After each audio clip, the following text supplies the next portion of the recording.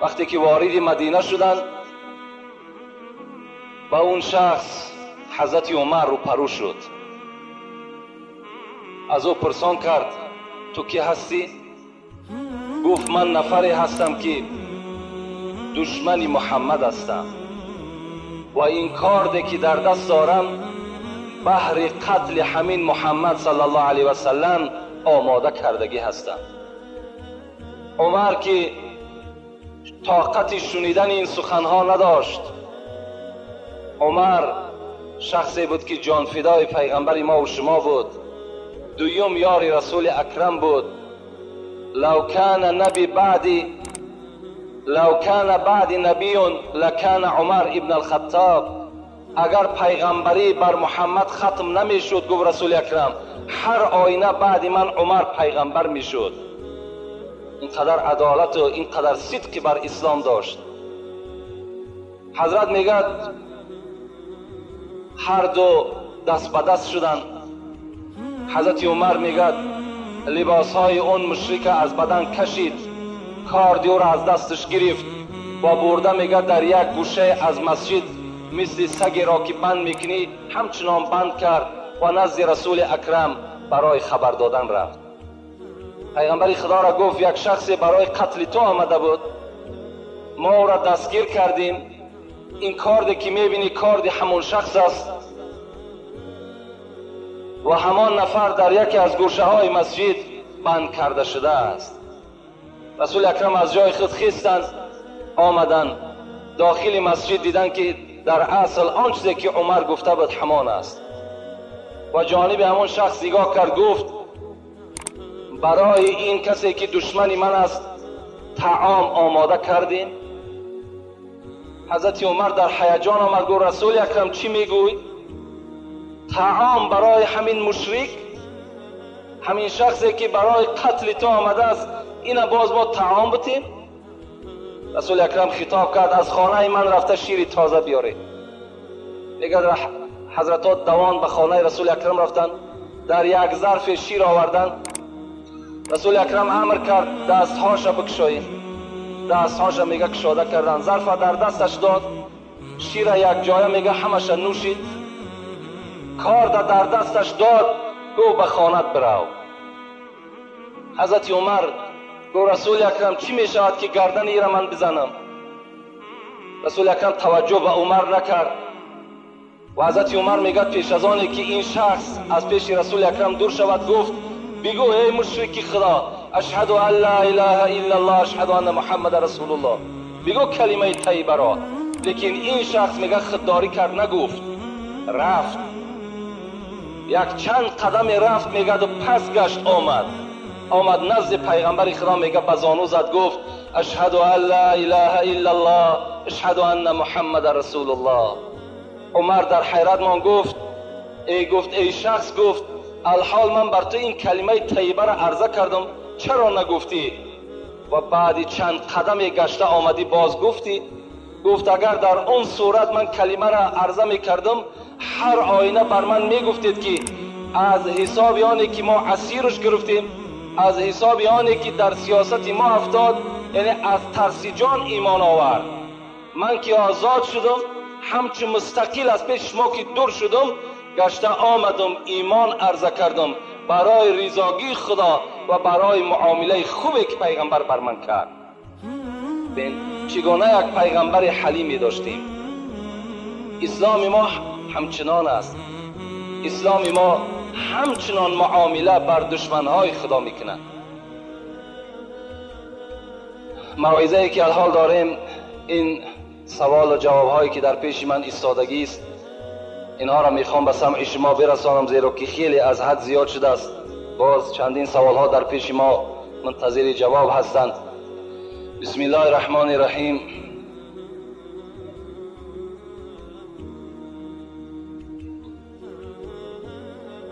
السلام علیکم دامنای عزیز. یک نمود شپرک را اوراح میگویند و آن را آرد میکنند. آیا این درست است؟ یک شپرکی هست که در خانه ما و شما ارواحکش میگیم. وقتی داخل می شود ما و شما را در حال ارواح‌های گذشته‌مان یادمان می آیند. یعنی از ما ارواح‌های گذشته هست، همین شپرک برای همون آمده است گفته ما و شما را یک یادآوری میکنند. لیکن در اصل این اصل ندارد. این ارواح به منزله شپرک نیست. ارواح‌های ما و شما، خاندان ما و شما می آید. ارواح‌های ما و شما برای خاندان ما و شما، برای نظارت زنی خودش، فرزندی خودش، خانه خودش چگونه معامله در او خانه است برای خبرگیری می آید. نظر میکنند که از خانه بر بحر او آیا یگان طعام، آیا یگان خیر احسان، آیا 2 رکعت نماز خوانده می شود یا نه. البته می آیند، لیکن شما میتونین ارواح‌های خودتان با قدر ذره‌ی خودتان از خیر احسان چیکار کنین؟ خوشنود بسازین. با نمازها خوشنود بسازین. این ارواحکی که میگیم اینا البته اصل ندارن. این هم یک مخلوقی خداست. فصلش می شود، پیدا می شوند، هر خانه داخل می شوند. اگر بر همین بهانه هم اگر خانه‌ای که خیر احسان نداشته باشد با فکری همی اگر خیر احسان کرد اینش هم خوب است.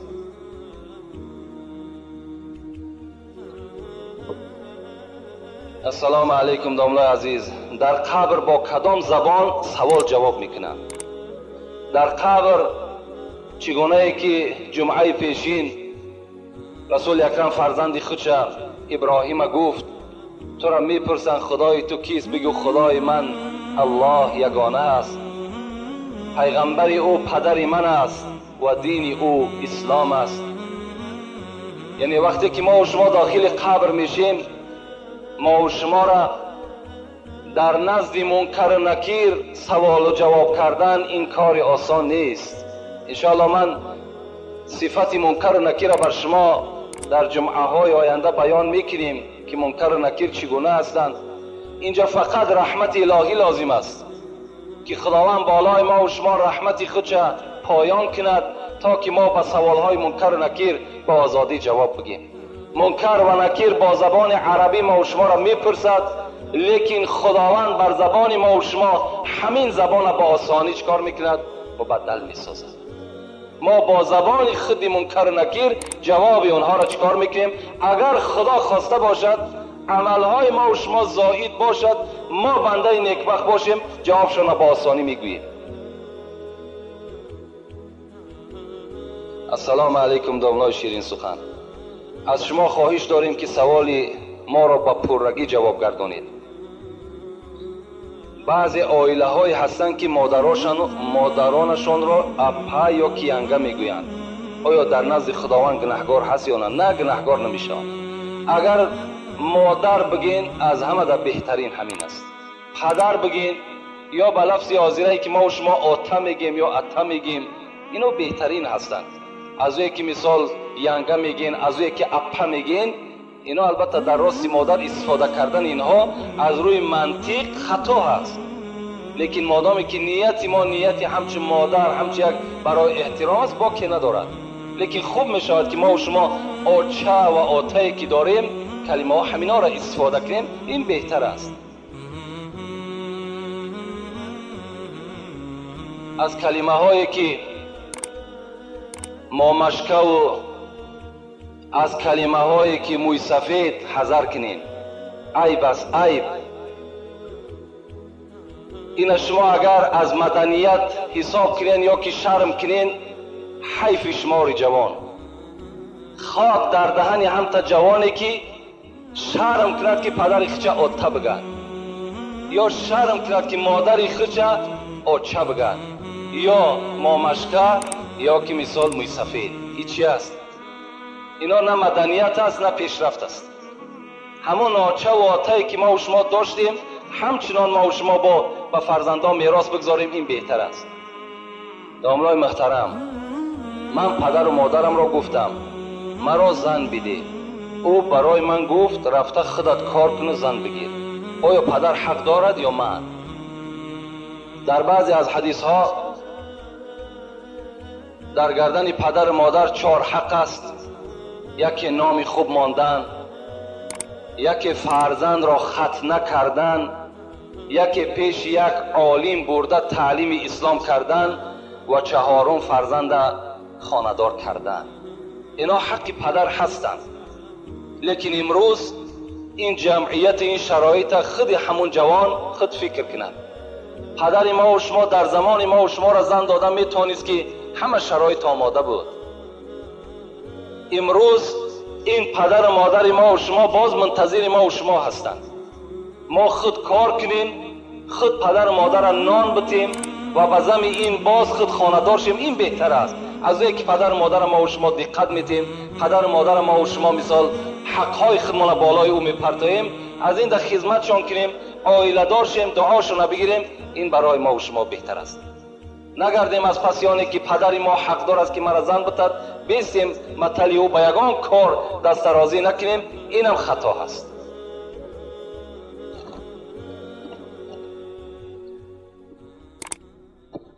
السلام علیکم دوستان عزیز. من سوالها را مختصر جواب میگیم زیرا که به همه سوالها نمیرسیم. من از شما خواهش میکنم که این سوال من رو جواب دهید. ما با یک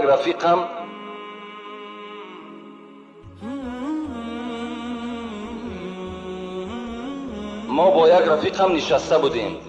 رفیقم ناخونهایش را بریده بخورد. من به او گفتم که برای چی ناخونهایت را میخوری؟ او گفت که من رزقم را زیر پا نمیگذارم. این سوال من را جواب دهید.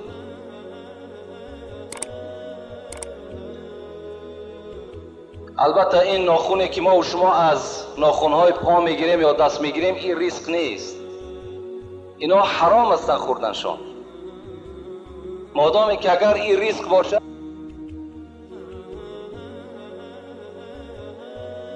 میشود یا نه. من از شما خواهش دارم که این سوال ما رو با پررگی جواب دهید. یک برادر بود است، ممکن که کرتش یا ممکن که میکش بی نماز است و لباس بالاگیش با نماز است. آیا نماز همان شخص جایز می شود؟ نه، جایز نمی شود. خدا در قرآن ما و شما را چی می گوید؟ یا ایها المدثر قم فانذر و ربک فکبر و ثیابک فطهر. و ثیابک فطهر. خدا میگه وقتی که تو بالای جای نماز میبرای ذکری بر من میکنی، لباس ها تا پاکیزه کن، لباس ها تازه باشند، بعد تو ذکر خدا را بکن. اگر در لباس شما در کدامش نباشد، خواه روگیش باشد، خواه تاگیش باشد، بی نماز باشد، نماز شما جایز نمیشد. و فی ثیاب البزلتی، حتی عباره مختصر بین میگوید اگر لباس چیرکین باشد، بوی میکردگی باشد، اون نماز میخواندگی ثواب ندارد. از چیرکش، از بوی لباس هم پرهیز کنید. اگر نجاست آلو باشد یا بی نماز باشد، به طریق اولا نماز ما و شما درست نمیشد. السلام علیکم دامنای شیرین سخن. علم شما را خدا باز دوچند گرداند. اول من به بیماری قند مبتلا هستم، در حق من یک دعای شفا کنید. دویم، بعداً آیا تلبنده را دشنام کردن، از خانه پیش کردن گناه نیست؟ این کار را کسی کرد که دستی رسا و با دولت است.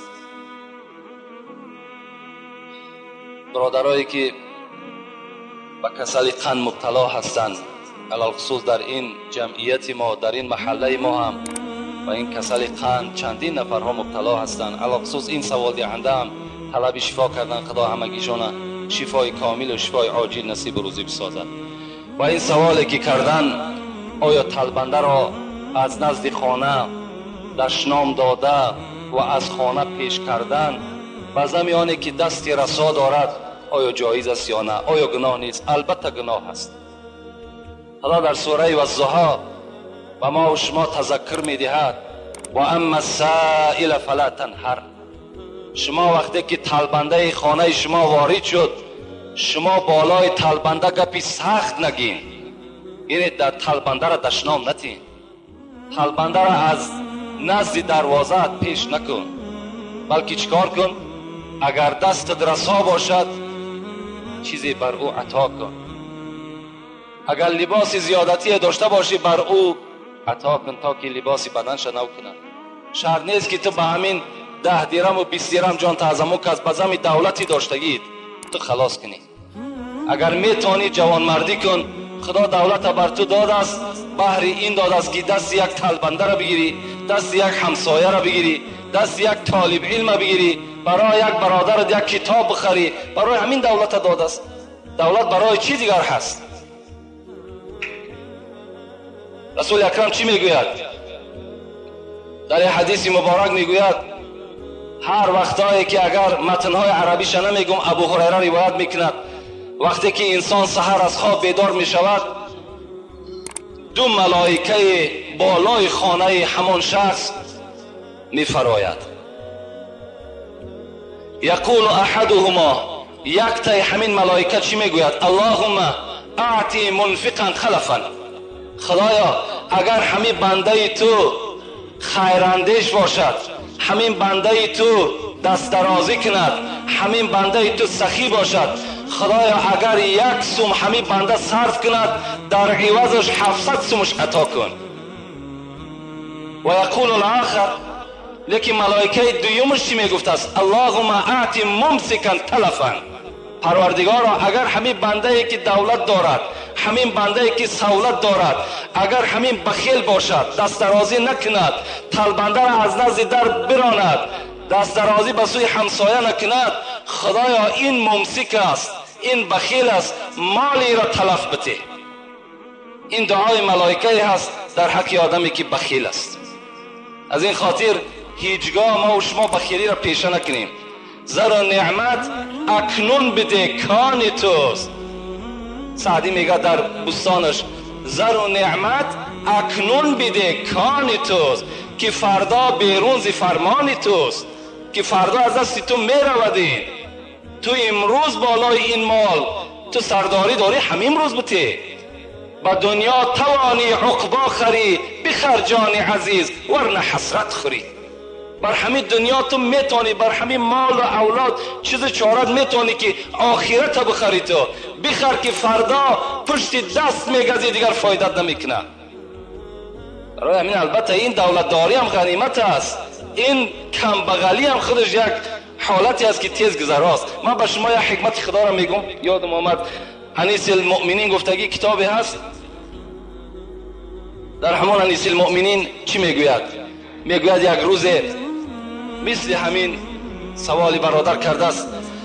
یک زن با همراه شوهر در پیششان میگد مرغ بریان بود، طعام میخوردن. به ناگاه یک فقیر، یک طلبنده در اونها را کوفت، در اونها را تق تق کرد. اجازت داخلش دادن، داخل شد، آمد نگاه کرد که این زن و این شوهر هر دو در پیش مرغ بریان دارند، خورده ایستادند. زن میگد به جانب اون شوهر چی گفت؟ شوهر گفت این آدم طلبنده است، این فقیر است. چی خوب میشود که همین مرغ پیش او بگذاریم، ما که دولت داریم، سهولت داریم، فردا باز میخوریم. شوهر چی گفت؟ شوهر که آدم بخیل بود، آدم تنگ دست بود، گفت این طلبنده را از خانه بیرون کنین. طلبنده را از خانه بیرون کردن. زمانها گذشت، حکمت خداست، چندین سال میگه از بین گذشت. همین مرد ثروتمند دولتش از دستش رفت، فقیر شد، گدا شد. زن که طاقتی بر بیمالی این شوهر نکرد، بعد به دولتی این شوهرش طاقت که نکرد، گفت شوهر مرا طلاق بده. شوهر طلاقش داد. از دست این میگه شوهر بیرون شد، رفت و یک شوهر دیگر میگه در نکاح خود در آورد که او خیلی با دولت بود. روز میگه در همون خانه نشسته بود، همین زن با این شوی نوی با دولتش مرغ بریان میخوردن. بناگاه میگه یک طلبنده داخل شد.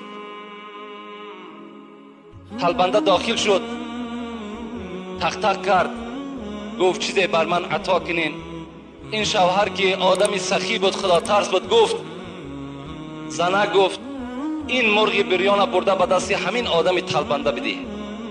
برد میگه بالای لالی و در دست همین طلبنده عطا کرد و میگه گریه کرده به پیش شوهرش آمد. شوهر گفت برای چی گریه میکنی؟ برای همین یک مرغی که ما در راه خدا خیر کردیم، برای همین گریه میکنی؟ زن گفت نه، گریه من برای این است که همین شوهر من بود، همون شوهری با دولتی که من داشتم امروز همین نزد من با به دروازه من طلبیدنی آمد. این شوهری نوی با دولتش چی گفت؟ گفت تعجب نکن تو ای زن، همون مردی که در خانه شما طلبندگی در آمده بود همون من بودم، خانه شما داخل شدم، بر من مرغ ندادین. حکمت خدا را ببین، با دولت مناس، با مهنت ملال که این هر دو را زود از زوال. با دولت نازیدن لازم نیست، با فقیری و تنگ دستی نازیدن لازم نیست. برای چی؟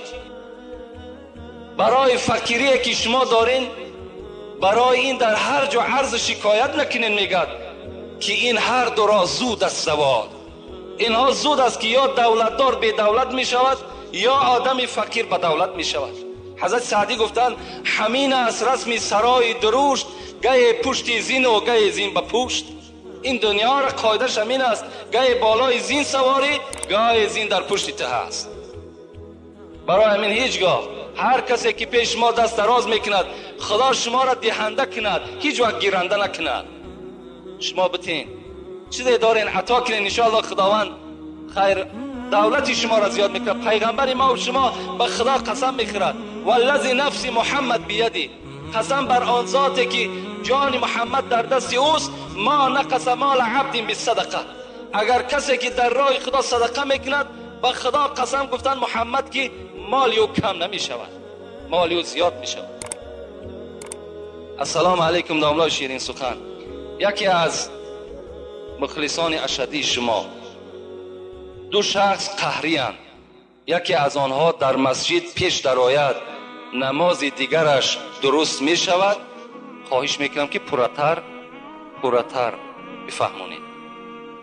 دو آدم قهری هست، یکی پیش از یکیش داخل مسجد شود، آیا نمازش که از شخص دیگرش که از پس او میدراید نماز او قبول میشد؟ نماز هر دوش فاسده. برای چی؟ رسول اکرم میگن من کان له کینون فلیس له دینون. کسی که در دین در دلش ذره کینه دارد بر یک برادر مؤمنش، او انسان دین ندارد، ایمان ندارد. شما چرا قهری میکنید؟ برای فرزندت، برای زنت، برای مال دنیا قهری کردی. پیغمبر تو بر تو سفارش میداد که از 3 روز زیاد قهری نکن. اگر از 3 روز زیاد تو با یک برادر مؤمن قهری کردی، کسف که دمیهی مثل که خونی او را تو ریزاندگی هستی. قهری نکنین هیچگاه، زیرا در نماز شما، در روزه شما، در همه عبادت های شما نقص پیدا میشد. این برادری توست، اینم خدا را میپرسته، پیغمبری خدا را امتش است. چگونه تو با او قهری میکنی؟ میلش بی غضب نمی شود. غضب کردین، قهری کردین، تیز با یکدیگر قطعی آشنا شین، باز در پی خدمت یکدیگر شین، نه اینکه سالها با یکدیگر قهری بسین. کسی قهری است چی است؟ حتی شب قدر بین، یک روزه شب قدر عبادتش 84 ساله ثواب دارد. همین شب قدر در محروم است آن شخصی که قهری هستند از ثواب همین شب قدر. همان آدمایی که قهری هستند محروم هستند از ثواب این، با نصیب نمی شوند.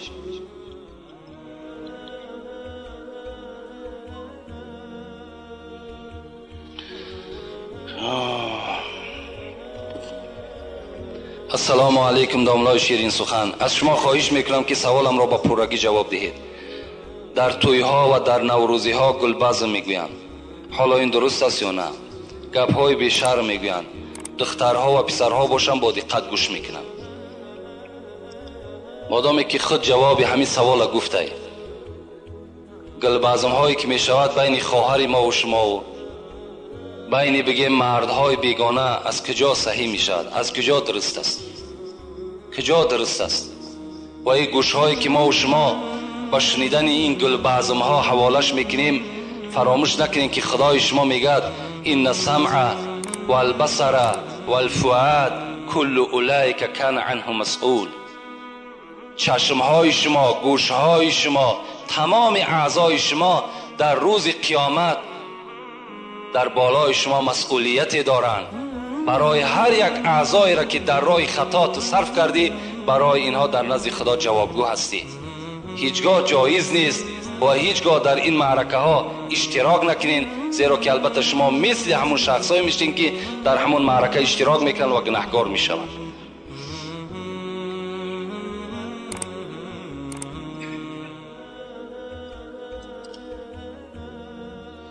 دامنای شیرین سخن، السلام علیکم. خدا شما را صحت سلامت نگه دارد.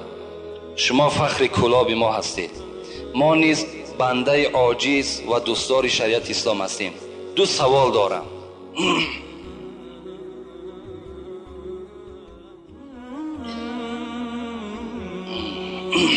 کدام گونه سگها را کشتن در اسلام جایز است و در کیها داشتن سگ جایز است؟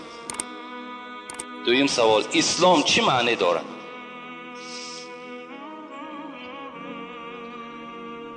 چگونه سگها را کشتن در اسلام جایز است و برای کدام انسانها سگ در خانه نگه داشتن جایز است؟ پیغمبر ما و شما حدیث های مبارک نویساندم، میگوید لا تدخل الملائکه بیتا فیه کلب و سوره. این ابو هریره ابی طلحه روایت میکند. حضرت میگوید پیغمبر خدا گفت که ملائکه های رحمت در خانه که سگ هست و در خانه که صورت هست داخل نمی شوند. شما ای مردم مسلمان از خاندانتان صورت های بی‌معنی را دور کنین. خاندان همه ما و شما به صورت ها تبدیل یافته است. خانه جین و شیطان شده است. صورت ها را از خانه هاتان دور کنین، صورت پرست هم نشین. و سگ ها هم در خانه بدنش چی هست؟ سبب این است که ملائکه های رحمت در خانه ما و شما داخل نمی شود. برای کیها جایز است؟ رسول اکرم میگه شخصی که اگر رمه داشته باشد، شخصی که اگر زمین داشته باشد، برای پاسبانی زمین، برای پاسبانی رمه و اگر حولی کلان در خانه داشته باشد، برای او انسان هم سگ داشتن گناه نیست. یعنی حولی هایی که ما و شما داریم در اینها سگ نگاه داشتن جایز است، مگر سگ در داخل خانه راه دادن در کار نیست. خانه‌ای که ما و شما میشینیم، در او طعام میخوریم، در اونجا جای میسار خواب ما و شماست، در همون داخل خانه جایگیر کردن سگ جایز نیست، در حولی باکی ندارد. خب اسلام چی معنا دارد؟ اسلام معناش همین است که در همه امرهای قرآن و سنتهای پیغمبر تسلیم شدن این اسلام است. اسلام معناش این است که به هیچ کس ضرر نرسان و از هیچ کس ضرر نبین. این اسلام ما و شما چنان دینی هست که در داخلش همه رحم و انصاف جایگیر است. این بهترین دین در روی دنیاست و بهترین دین از جهت آنی است که ما و شما در آخرت از حساب همین دین اسلام در نزد خدا چکار میکنیم؟ نجات میابیم. زیرا خدا خود میگه این الدین عند الله الاسلام، و درستی این که دین در نزد من اسلام است. همین اسلام ببین که امروز اگر چنده که دشمنان اسلام دین ما را به دین تروریستی و دیگر حواله میکنن، آن کسانی که این سخن نسبت دین ما میگن خود اونها تروریست هستند. چی جای تروریستی دارد دین اسلام؟ در وقتی که امین بایزید بسطامی را من به شما یک قصه شا بگم. از بسطام حضرت در میانش یک تخم را بست میگد برای در راه خوردن. اسلام آداب شبین، رحم شبین. آمد به شهر حمدان رسید، بین چند صد کیلومتر طی کرد.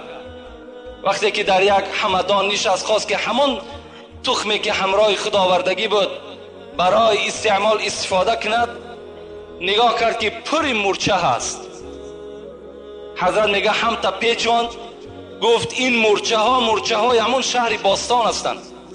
شهر بستام، همین مورچه ها از شهر بستام آمدگی هستند. این من اگر در شهر حمدان حاضر اگر اینها را من کشاده کنم، اینها همه سرگردان می شوند. اینها را باید شهر خودشان بردن در کار. حضرت پس گشتن بستام آمدن، همون مورچه ها را در شهر خودشان کشادن. این رحم بی انصاف بی اسلام ببین چگونه دین است. دین ما و شما دینی نصیحت است، دیگر هیچ چیز ندارد. سلام علیکم داملای عزیز. سنی مذهب از شیعه مذهب چی فرق دارد؟ سنی مذهب نیو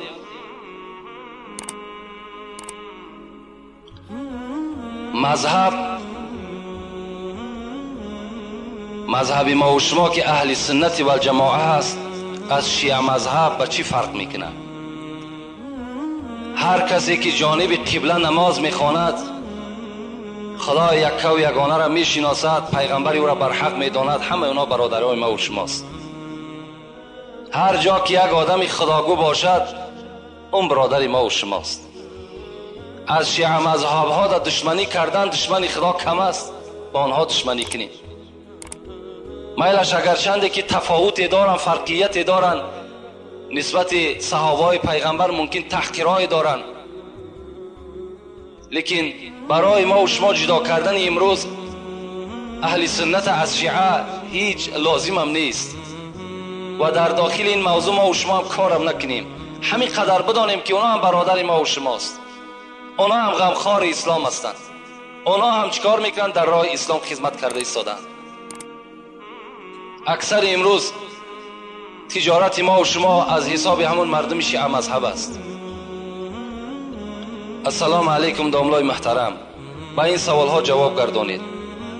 بالای سر مرد در وقت جان کندن زنی که یاسین را تواند خواندن مرد نباشد میتوان تلقین کند؟ میتواند البته. یعنی مردی که در حالت نزع جان است هیچ کسی نیست که یاسین بالای او بخواند. پیغمبر خدا را حدیث مبارکش است که شما در حالتی که نزع جان میشود یکی از برادر شما یاسین بخوانید. اگر نباشد مردی میتونیم که زنی که اگر یاسین میتواند بیاید تلقین همون مرده کند، با که ندارد، هیچ جای گناهش نیست. دویم سوال، زن میتواند مرغ را یا حیوان کلانی را ذبح کند؟ به طریق اولا میتواند.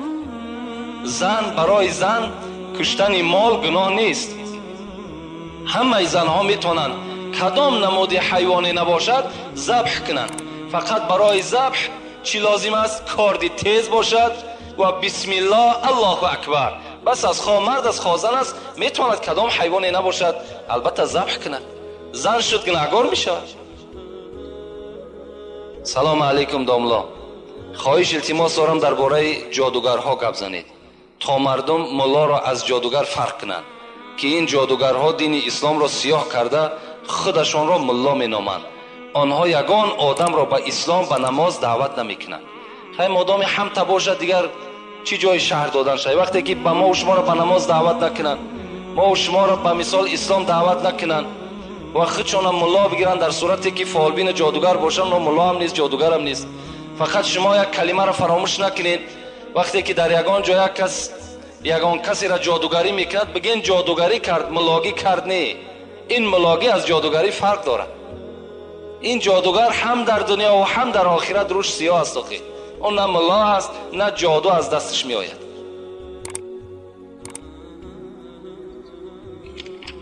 السلام علیکم داملای عزیز. به همین سوال من جواب دهید. به حاجتخانه بی‌طاقی در آمدن اوبال است؟ من به حاجتخانه در آمدم، من را یک ملا جنگ کرد که بی‌طاقی نداره. راست میگه. در یکی از فتواها ما به چشم خود دیدیم که داخل حاجتخانه انسان باید که سر لوچ داخل نشود، زیرا که حاجتخانه خود مکانی جین هست و جین عادتش همین است که هر جایی که اگر یک یعنی بدن لوچ بیابد حتمی در اونجا زلال میرساند. از این خاطر این صاحب کتابم به ما و شما گفتن که داخل حاجتخانه که شدین شما اول پای خودت در نزد در همون حاجتخانه یعنی شرفه بتین تا که هر چیزی که باشد از حاجتخانه دور شود و اللهم اینا نعوذ بک من الخبث والخبائث. خدایا از این نجاستی که مرا آزار میدهد خدایا ایرا از بدن من دور بساز گفته با همین قدم پای چپ داخل چی شو؟ حاجت خانه شو و سر خودت بپوشان. این بهتر است برای که ضرر جن به تو نرسه. بسم الله الرحمن الرحیم. السلام علیکم دوله عزیز. من از شما همین را پرسیدنی ام، ملت پرستی چگونه هست در قیامت؟ ملت پرستی را چی خیل چگونه سزاوار است؟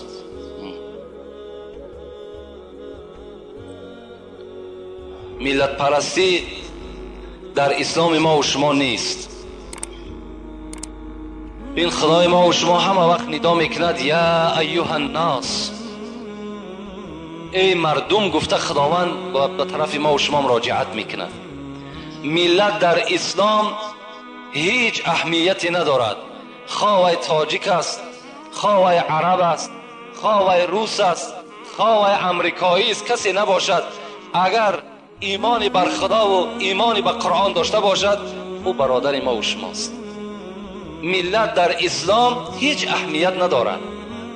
من ندانم، لاهوری میگوید من ندانم مرز و بومش از کجاست. رسول اکرم میگه من ندانم مرز و بومش از کجاست، این قدر دانم که با ما آشناست. من از کجا میدانم که رسول اکرم کجاگی است برای من چی لازم؟ همین قدر میدانم که او آشنای ماست، او شفاعت کننده ماست. برای ما خواه ملت عرب است، خواه ملت تاجیک است، اگر دین نداشته باشد او برادر ما نیست.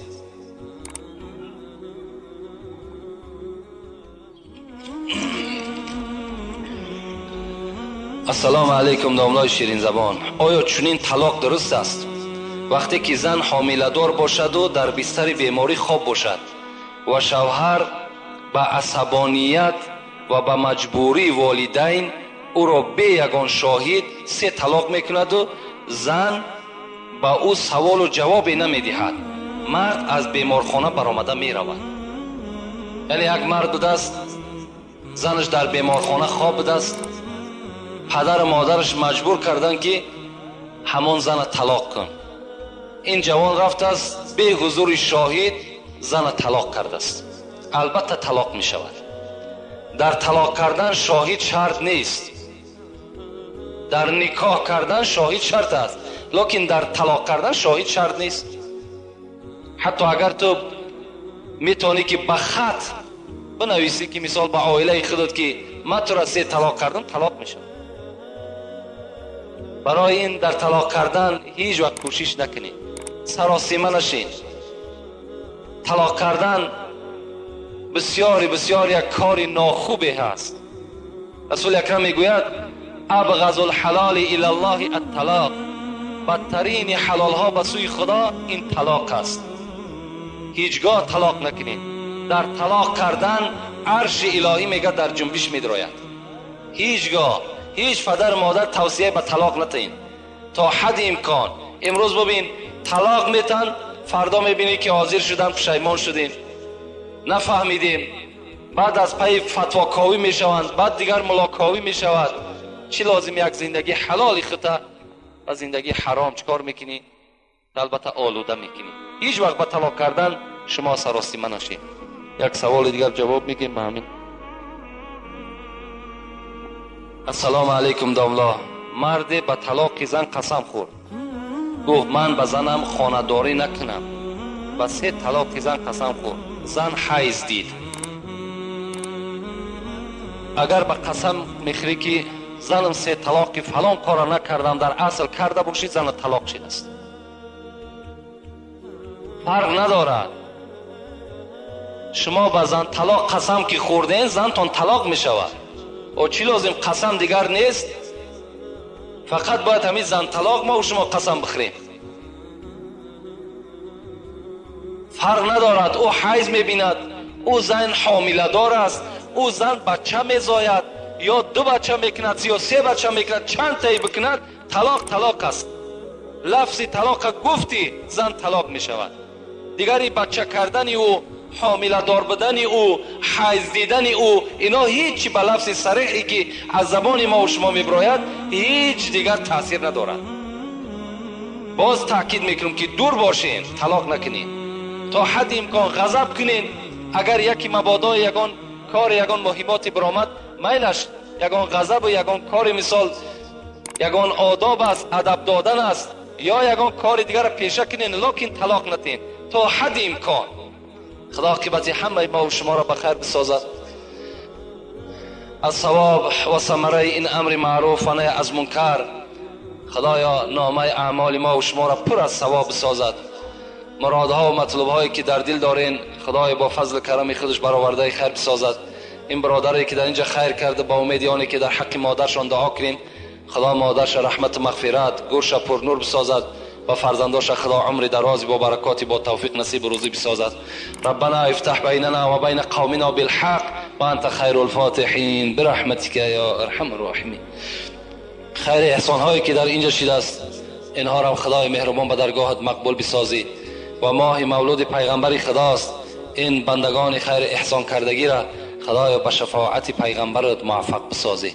ربنا افتح بیننا و بین قومنا بالحق و انت خیر الفاتحین برحمتک یا ارحم الراحمین. سوال هایی که باقی مانده است انشاءالله میبینیم جمعه آینده کنی و شاید به جمعه های آیندهش باز یک سوال جواب دیگر انشاءالله تشکیل میکنیم.